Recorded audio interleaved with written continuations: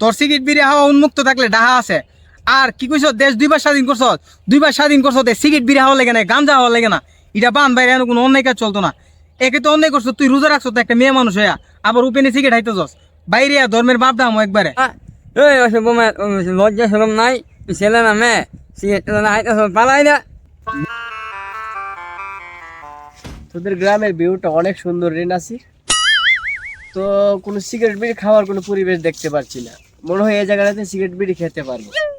দেখি ওই নাসির, ম্যাচটা দে তো।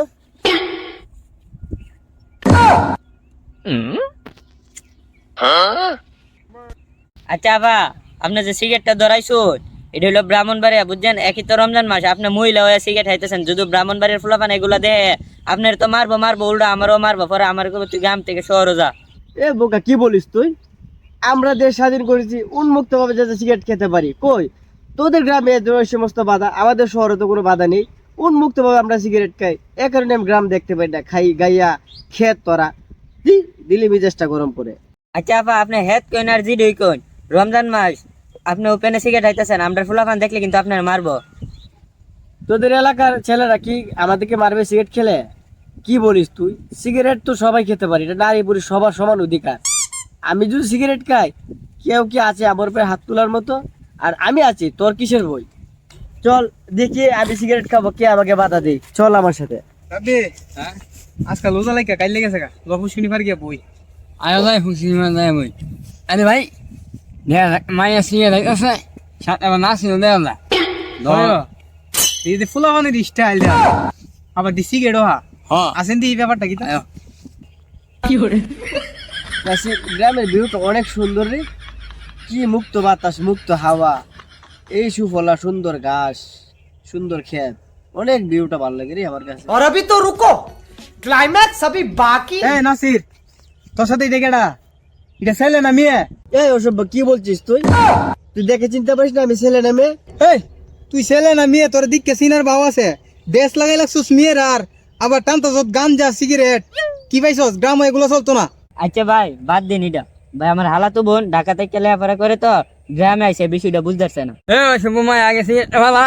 এই ওসব লজ্জা সরম নাই, ছেলে না মেয়ে সিগারেট পালাই না। মুখের ভাষা ঠিক করছে।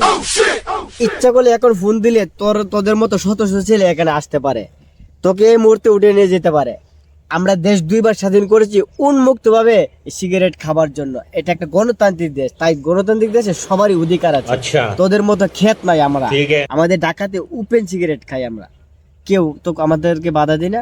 তোদের এখানে যত প্রবলেম, তাই আমি গ্রামকে একেবারে সহ্য করতে পারি না। তোরা গাইয়া ক্ষেত। এই তোর সিগারেট বিড়ি হাওয়া উন্মুক্ত থাকলে ডাহা আছে।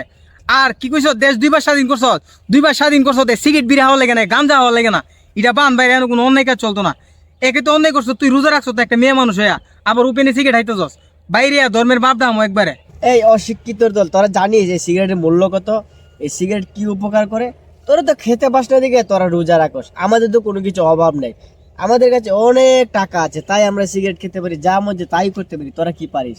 শোন এখান থেকে। হারো তুই কি কইছ?